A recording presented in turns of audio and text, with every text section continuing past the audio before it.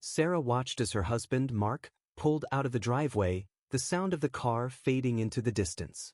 She stood at the kitchen sink, her hands gripping the edge as she stared blankly out the window. The house was silent now, almost unnervingly so. She knew what that meant. Jake would be here soon. Her heart raced with a mix of anticipation and dread. She glanced at the clock. He was always on time. The back door creaked open. Sarah spun around, her breath catching in her throat. There he was, standing in the dim light of the hallway, his silhouette looming in the doorway. Jake's eyes locked onto hers, a mischievous smile curling at the corners of his mouth. "I didn't think you'd actually come," Sarah whispered, her voice trembling despite her efforts to sound composed. "I always come, don't I?" Jake stepped into the kitchen, closing the door softly behind him. He moved closer, his gaze never leaving hers, and she could feel the heat radiating from his body. He reached out and tucked a loose strand of hair behind her ear. "You seem nervous. Something on your mind?" Sarah turned away from him, her gaze drifting to the family photos on the wall, images of happy moments with Mark and Emily, her daughter. It felt like a different life, a different woman staring back at her from those frames. She drew a shaky breath and forced a smile. "It's nothing. Just, everything feels wrong," she confessed. Jake's hand tightened on her shoulder, his touch firm and possessive. "Mark doesn't know anything. And Emily," his voice dropped to a whisper as he leaned closer, his breath warm against her skin. "She won't find out as long as you keep it together." A shiver ran down her spine. It wasn't the comfort she'd been seeking. The way Jake said, "keep it together," sounded more like a threat than reassurance. She knew this was a dangerous game they were playing, one that could shatter everything. And yet, the pull towards him was irresistible, a dark, magnetic force that clouded her judgment and made her ignore the consequences. The sound of a car approaching jolted her out of her thoughts. Panic surged through her veins. She peered through the window and saw the neighbor's vehicle pulling into the driveway across the street. Relief washed over her, but it didn't last. Every encounter with Jake brought her closer to the edge, and she wasn't sure how much longer she could keep herself from falling. He noticed the flicker of fear in her eyes and gave a low chuckle. "Relax, Sarah. We're safe," he murmured, stepping back and slipping his hands into his pockets. "But you need to make a decision soon. This," he gestured to the kitchen around them, "can't go on forever." Before she could respond, he turned and walked out the back door as quietly as he had come in, leaving her standing there in the silence, her pulse pounding in her ears. As the door clicked shut, Sarah sank to the floor, her legs trembling. She knew she was playing with fire, and the flames were getting closer. The days blurred together as Sarah found herself sinking deeper into the affair. Her every thought seemed to revolve around Jake, each text message sending her pulse racing, every secret meeting leaving her yearning for more despite the gnawing guilt. She would lie awake at night, her mind reeling with the consequences of her betrayal, yet unable to stop. She was caught in a dangerous dance, one that pulled her closer to Jake while simultaneously pushing her further from her own family. Jake's influence over her was becoming more apparent. He knew exactly what to say to keep her coming back, to keep her clinging to the fantasy of starting a new life together. But lately, there was something unsettling about the way he spoke. He seemed to relish the power he had over her, and his demands were growing. "I was thinking we could go away next weekend," he suggested casually during one of their secret rendezvous at the old motel on the outskirts of town. "Just the two of us. No Mark, no Emily. You and me, free to be ourselves." Sarah hesitated, her stomach twisting at the mention of her family. "I don't know, Jake," she said, her voice barely audible. "Emily's already been asking questions. She thinks you're avoiding her." Jake's expression darkened, his charming smile fading as he stared at her. "Emily's a smart girl, but she's young. She'll get over it," he replied coldly, his tone sharpening. "This isn't about her. It's about us. You need to decide, Sarah. Do you want a life with me, or are you just playing games?" The words stung. Sarah's hands trembled as she reached for the glass of water on the bedside table. She wasn't playing games. She had convinced herself that she loved Jake, that she deserved to be happy. But the way he looked at her now, as if assessing her worth, sent a chill through her. "Of course, I want this," she whispered, forcing herself to meet his gaze. I'm just scared. If Mark finds out? He won't find out, Jake interrupted, his voice low and commanding. Not if you stick to the plan. You need to stop letting guilt control you, Sarah. Mark doesn't appreciate you, he never has. Why else would you be here with me?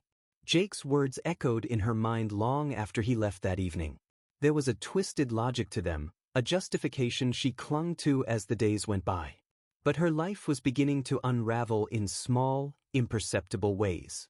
She found herself avoiding Emily, her own daughter's presence reminding her of the lines she had crossed. And Emily was noticing the changes. She would watch her mother from the corner of her eye, studying the way Sarah seemed to drift off in the middle of conversations or flinch whenever her phone buzzed with a new message. She couldn't shake the feeling that something was wrong, not just with Jake, who had grown distant and moody, but with her mother as well. One evening, Emily confronted Jake after he canceled their dinner plans at the last minute. She stood on his porch, her arms crossed tightly over her chest, her eyes narrowed in suspicion. What's going on, Jake? She demanded. You've been acting weird for weeks. You're always busy, always distracted. Are you seeing someone else? Jake's expression softened as he took a step towards her, placing his hands on her shoulders in a reassuring gesture. Of course not, Em, he said with a smile that didn't quite reach his eyes. I've just had a lot on my mind. Family stuff, you know? Nothing for you to worry about. But his touch felt colder, and his words rang hollow. Emily could feel something slipping away, something she couldn't quite grasp, but she was determined to figure out what was really happening. As Jake pulled her into an embrace, she glanced over his shoulder, noticing a faint trace of perfume lingering on his collar, her mother's perfume. Meanwhile, back at the house, Sarah found a folded piece of paper slipped through the crack of the front door. She picked it up and unfolded it, her heart dropping as she read the neatly written words, "I know what you're doing." There was no signature, no indication of who had sent it. Just those 5 words, stark and accusatory. Panic clawed at her throat as she crumpled the note in her hand. She glanced around the empty street outside, but no one was there. She was being watched, she could feel it. As she closed the door, her thoughts raced. Was it Mark? Did Emily suspect something? Or was it someone else entirely? She hurried to the kitchen and shoved the note deep into the trash, her hands shaking. She had to keep it together, just as Jake had said. But the walls felt like they were closing in, the shadows in her life growing darker with each passing day. As days passed, the pressure mounted. The threatening note was just the beginning. Sarah began to notice small things out of place. A misplaced book on the coffee table, an unfamiliar car parked down the street for too long. It was as if someone was watching her every move. She became paranoid, jumping at every sound, constantly checking over her shoulder. She couldn't shake the feeling that the truth was closing in, ready to swallow her whole. Emily, on the other hand, was growing more and more suspicious. Her mother's anxious behavior and Jake's continued distance didn't sit right. She began paying closer attention, observing how Sarah would freeze when a text came in, or how she would avoid eye contact when the subject of Jake came up. Emily decided it was time to confront Jake directly again, this time with a different approach. She caught him as he was leaving the gym, his duffel bag slung over his shoulder. "Jake," she called out, her voice steady despite the knot in her stomach. "We need to talk." Jake glanced at her, a brief flicker of irritation crossing his face before he forced a smile. "What's up?" he asked, his tone light but guarded. "You're hiding something," she said, stepping closer. "I'm not stupid. I know when someone's lying to me. Is there another girl?" Her voice wavered, not from sadness, but from the rising suspicion that her gut was right. There was more going on than just another fling. Jake sighed and ran a hand through his hair, his expression carefully neutral. "Emily, come on," he said. "I've told you, I've just had a lot going on. My family's been dealing with some issues. Nothing I wanted to drag you into." But Emily could see the strain in his eyes, the tension in his jaw. She could feel the distance between them like a physical barrier. "You don't have to lie to me," she whispered. "I can handle the truth, whatever it is." Jake's patience seemed to thin. He stepped back, his smile fading. "You're overthinking this, Em," he replied flatly. "Just let it go, okay? There's nothing for you to worry about." Yet even as he spoke, his eyes darted away, and Emily's suspicion only grew stronger. She watched as he turned and walked to his car, not bothering to look back. She felt a chill run through her, a feeling that the answers she sought weren't far, but finding them might come at a price. Meanwhile, Sarah's life was unraveling faster than she could hold it together. She hadn't told Jake about the threatening notes, and she hadn't dared mention them to Mark. But Mark was already suspicious, and she could feel his eyes on her, studying her every move. Then, one evening, he stumbled upon one of the notes she thought she had hidden away. Mark was in the garage, searching for an old wrench, when he saw the corner of a crumpled piece of paper sticking out from behind a stack of boxes. He picked it up and read the words, his jaw tightening. "I know what you're doing." It was clear that something was going on behind his back, and he wasn't about to let it continue without getting to the bottom of it. Instead of confronting Sarah immediately, Mark chose to keep his discovery to himself. He started paying closer attention to his wife's behavior. There were too many late-night phone calls, too many vague explanations about where she had been. He began to piece together a picture of deceit, though the details were still murky. Then came the night when he decided to set a trap. Mark told Sarah that he'd be going out of town on business for a few days, his expression casual, his tone light. Sarah's relief was almost palpable. She didn't even try to hide it. It confirmed his suspicions. Something was happening, and she thought his absence would give her the freedom she needed. That night, Mark didn't leave town. Instead, he parked his car a few blocks away and made his way back to the house on foot, keeping to the shadows. He crouched by the hedge outside the living room window, waiting to catch his wife and her lover red-handed. His heart pounded in his chest, anger bubbling just beneath the surface. He felt like a fool for not seeing it sooner. Moments later, a figure emerged from the side gate, Jake. Mark's eyes narrowed as he watched the young man slip quietly into the house, his movements too familiar for comfort. The realization hit him like a punch to the gut. His wife was having an affair with their daughter's boyfriend. It was a betrayal beyond anything he could have imagined, and his rage swelled as he stood up, storming towards the front door. Inside, Sarah and Jake were in the kitchen, speaking in low voices. The door flew open, slamming against the wall, and Mark's voice cut through the air like a blade. "What the hell is going on here?" he demanded, his eyes blazing as he looked from Sarah to Jake. Sarah froze, the blood draining from her face. "Mark," she began, her voice breaking. "Don't mark me," he roared, advancing on Jake, who stepped back, his hands raised in a mock gesture of surrender. "Look, it's not what you think," Jake said coolly, though there was a hint of fear in his eyes. "Sarah and I—" "Shut up," Mark barked, his fists clenching. "You think you can come into my house, into my family, and do this?" The room seemed to shrink as the tension thickened, each second dragging on like an eternity. Sarah felt as if she were teetering on the edge of a cliff, one wrong step away from a deadly fall. She reached out, trying to placate Mark, her voice trembling. "Mark, please, just let me explain. It's not what you think. I didn't want any of this, I swear." But her words fell on deaf ears. The damage was done, and the truth was laid bare for all to see.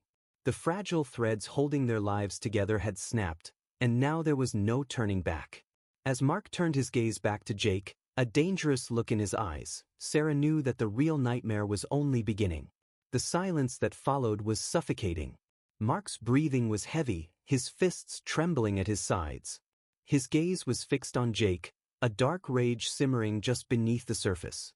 For a moment, nobody moved, as if they were frozen in the raw intensity of the moment. Then, without warning, Mark lunged at Jake. He grabbed him by the collar and slammed him against the kitchen wall, his voice a harsh growl. "You come into my home, destroy my family, and you think you'll just walk away?" His grip tightened, his knuckles white with fury. Jake struggled against Mark's hold, his face turning red.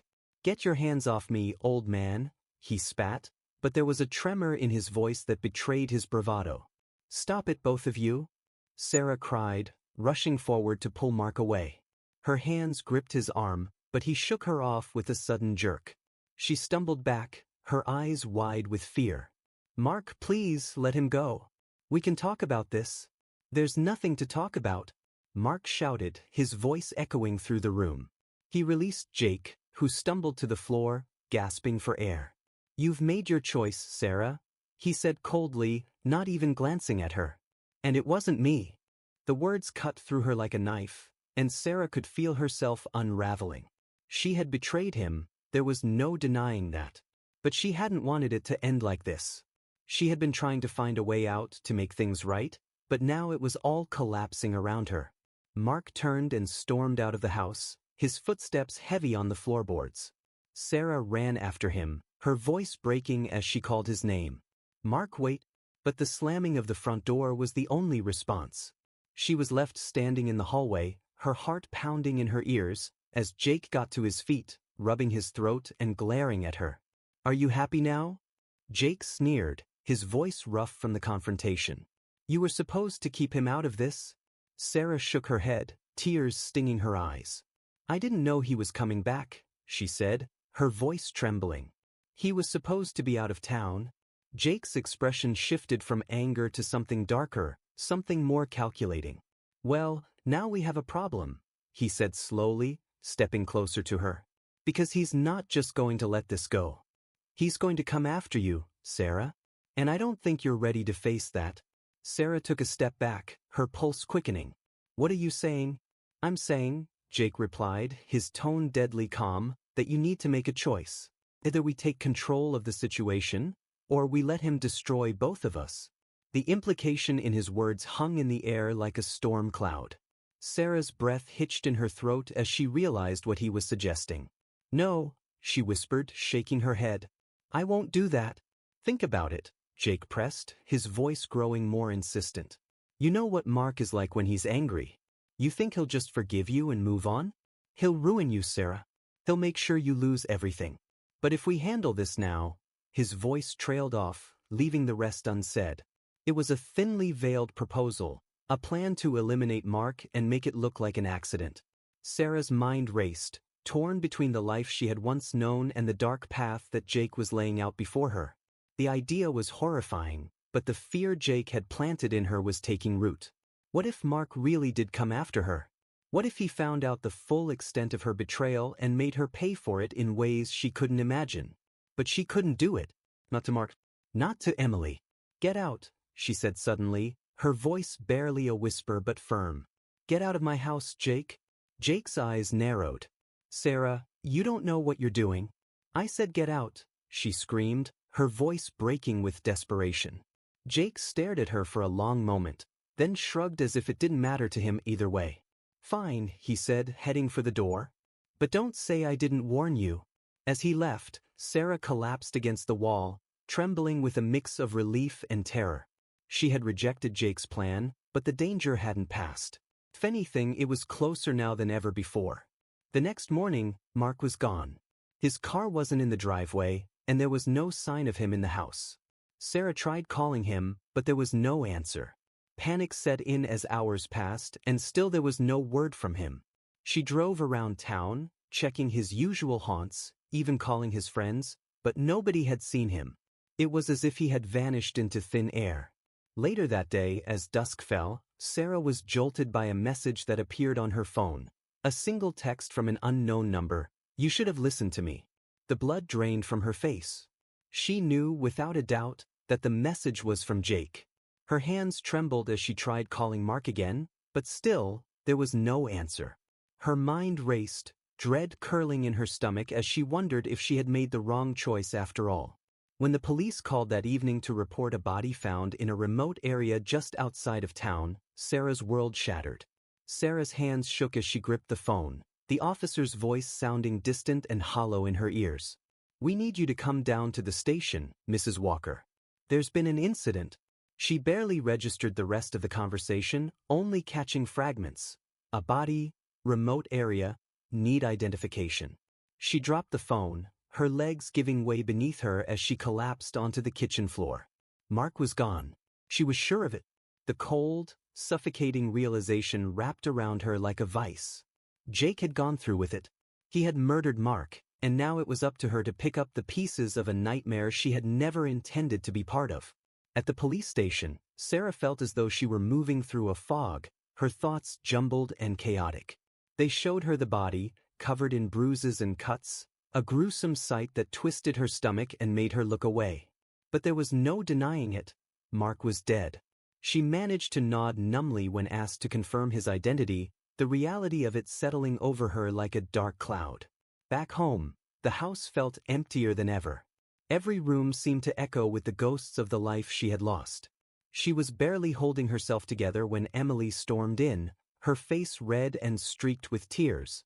"Mom, what is going on?" Emily demanded, her voice trembling with fear and anger. "I just heard about Dad. The police came to the house." "How did this happen?" Sarah froze, struggling to find the right words. "I don't know. The police are still investigating. They don't have answers yet," she said, her voice cracking. Emily's gaze hardened as she looked at her mother. "You're lying," she said quietly. "I know you've been hiding something. Ever since Jake came into our lives, nothing has been the same." "What did you do, Mom?" The accusation hit Sarah like a punch to the gut. She shook her head, her eyes filling with tears. "I didn't do anything, Emily. I swear. I would never hurt your father." But Emily wasn't convinced. She backed away, her eyes narrowing. "Then why have you been acting so strange? Why were you and Jake whispering to each other? Why was Dad so angry the last time I saw him?" Sarah felt the room closing in on her. She could see the doubt in Emily's eyes, the suspicion that had been growing for weeks now fully coming to light. Her daughter didn't trust her, and who could blame her? She hadn't told Emily the truth, hadn't protected her from the darkness that had seeped into their lives. As Emily turned to leave, she threw one last look over her shoulder, her voice laced with bitterness. "I don't know what's worse, Mom, that you're lying to me, or that you didn't even try to stop this." With those words, Emily was gone, leaving Sarah alone with her guilt and the unbearable silence. She knew that Jake was behind this. He had as much as confessed in that text message. But the police didn't know that, and there was little evidence to tie him to the scene. The investigation seemed to be turning towards Sarah herself, as detectives began asking probing questions about the state of her marriage, her recent behavior, and her relationship with Jake.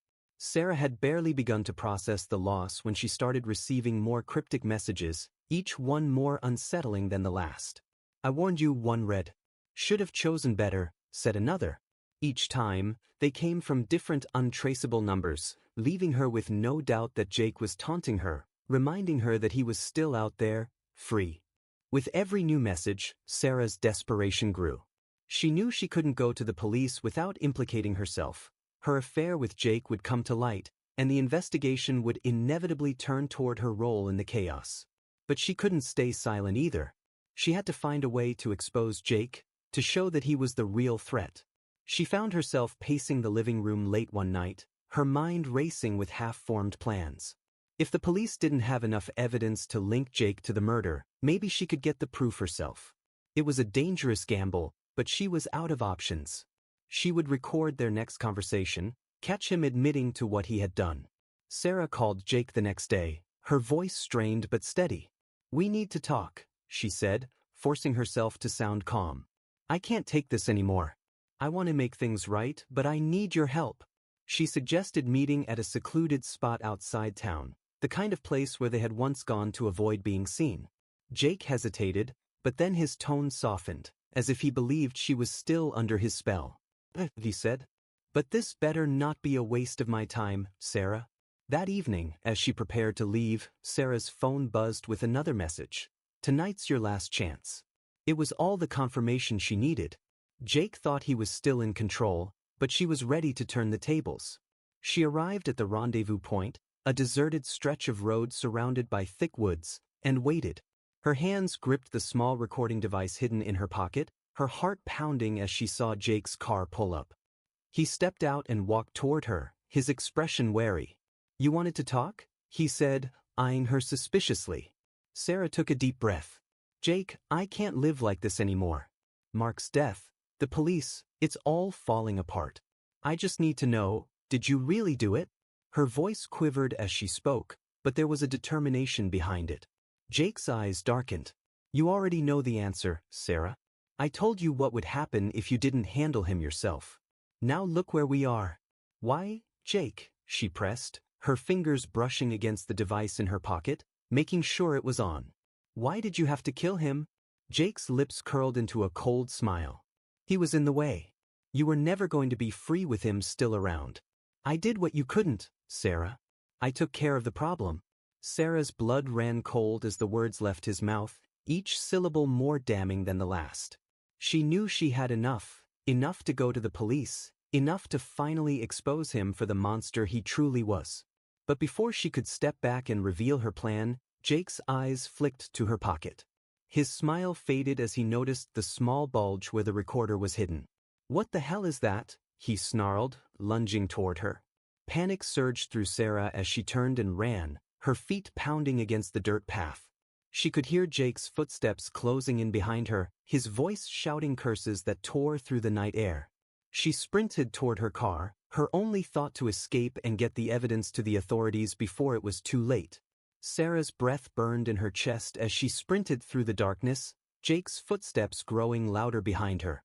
Her fingers fumbled for the car keys in her pocket, but she knew she was running out of time.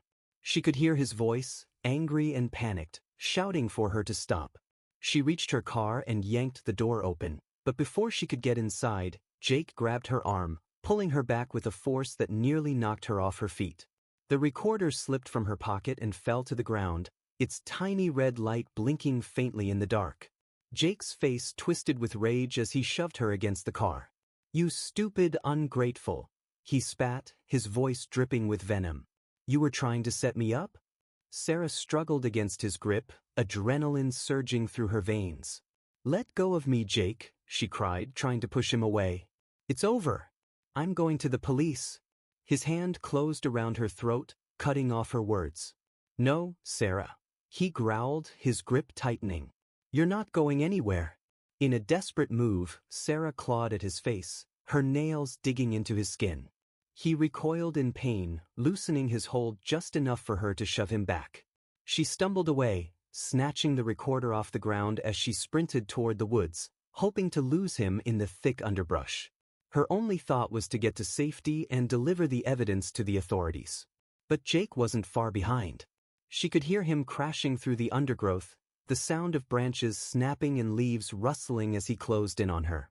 The forest was dense, the darkness nearly impenetrable, but she pushed forward, her heart pounding in her ears. Then, just as she thought she might have lost him, she tripped over a root, hitting the ground hard. The impact knocked the wind out of her, and she lay there gasping for air, her limbs trembling. She could hear Jake approaching, his footsteps slowing as he drew nearer, a cruel satisfaction in his voice.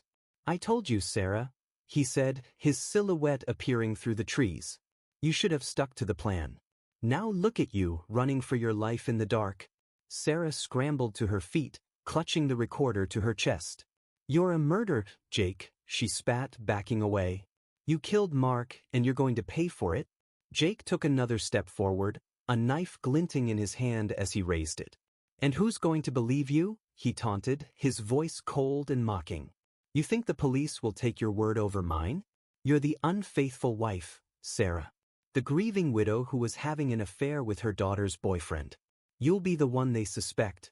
The words sank in like a dagger, the harsh reality of the situation crashing down on her. He was right, her own credibility was in tatters. The police would likely see her as an accomplice, if not the mastermind behind the whole thing. But she couldn't give up now. She had to fight. As Jake lunged forward with the knife, Sarah dodged to the side, grabbing a large branch from the ground and swinging it at him with all her strength. The blow landed hard across his shoulder, and he stumbled back, cursing in pain. She didn't wait for him to recover. She turned and ran again, this time heading toward the distant glow of headlights through the trees. There was a road nearby. If she could just make it there. She burst out of the woods and onto the gravel shoulder of a narrow highway. A pair of headlights approached, growing brighter as the vehicle neared. Sarah waved frantically, her voice hoarse as she screamed for help. The car screeched to a halt, and the driver, a middle-aged man with a bewildered expression, stepped out. Are you all right? He asked, taking in her disheveled appearance and the terror in her eyes. Please, Sarah gasped, clutching the recorder tightly. You have to help me. He's trying to kill me. Just then, Jake emerged from the woods, his face twisted with fury, the knife still in his hand. The driver's eyes widened in shock as he saw the weapon, and he quickly moved to shield Sarah. "What the hell is going on here?" the man demanded, his voice trembling. But before Jake could respond, the wail of sirens filled the air. Red and blue lights flashed as a police cruiser came speeding down the road.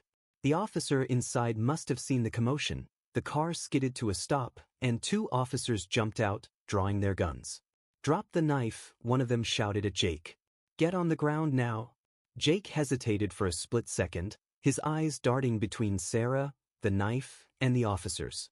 Then, as if making a last-ditch decision, he dropped the knife and raised his hands, a twisted smile curling on his lips. "I was just trying to help her," he said, his voice dripping with false concern. "She's been through a lot ever since her husband died." Sarah felt a wave of anger and revulsion at his words, but she forced herself to stay calm. She clutched the recorder in her trembling hands, knowing this was the moment of truth. "He's lying," she shouted, her voice breaking.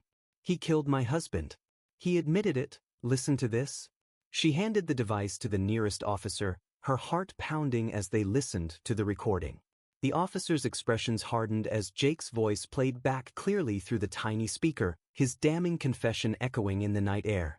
"I did what you couldn't, Sarah. I took care of the problem. That was all the proof they needed." The officers moved quickly, cuffing Jake and leading him to the squad car as he cursed and struggled, his calm demeanor crumbling under the weight of his own words. As they drove away, Sarah collapsed to the ground, relief and exhaustion washing over her. She had finally done it. She had exposed Jake for the monster he was. But the victory was bittersweet. Mark was still gone, and Emily, who had yet to learn the full, ugly truth.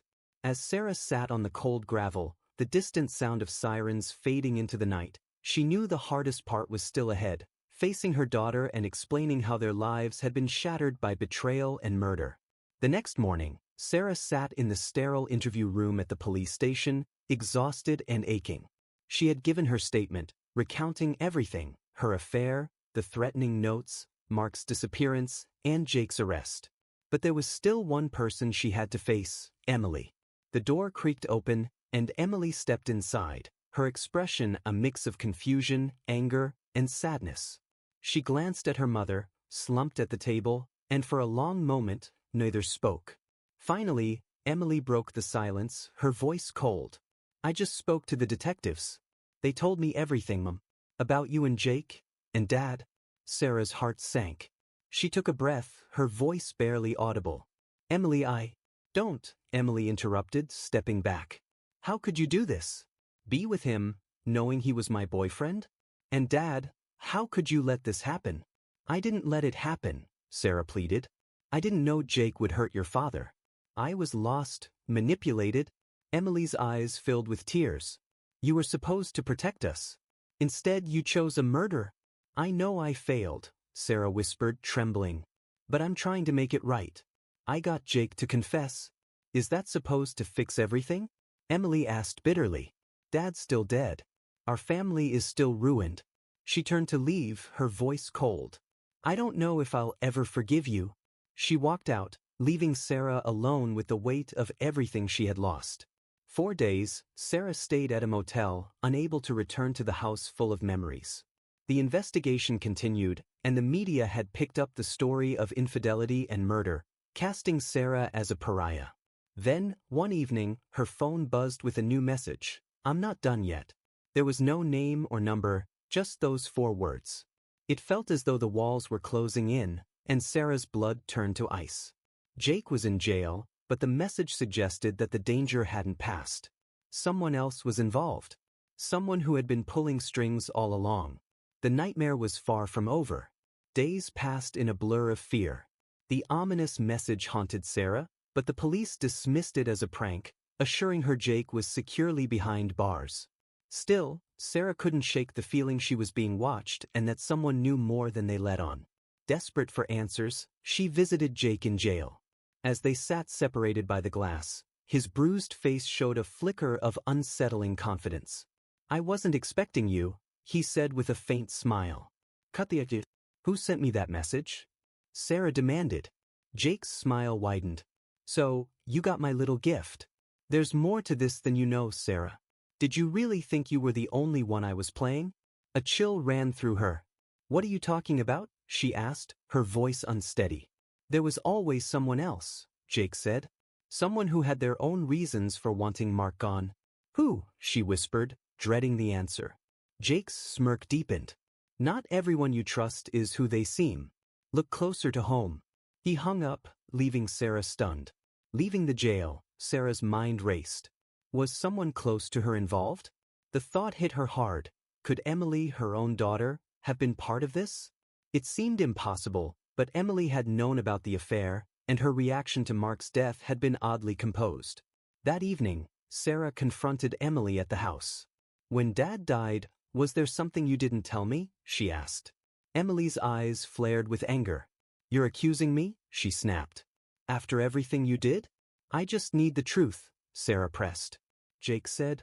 Jake? Emily interrupted. He's the one who ruined our family, not me. Then why did he say someone else was involved? Sarah asked, voice trembling. Tears filled Emily's eyes. You think I could hurt Dad? He was all I had left after you betrayed us. The tension in the room was suffocating. Emily stormed out, leaving Sarah with a growing seed of doubt. Just then, Sarah's phone buzzed with a new message. You're getting warmer. Someone was still out there, hiding in the shadows, and Sarah was running out of time to uncover the truth before they struck again.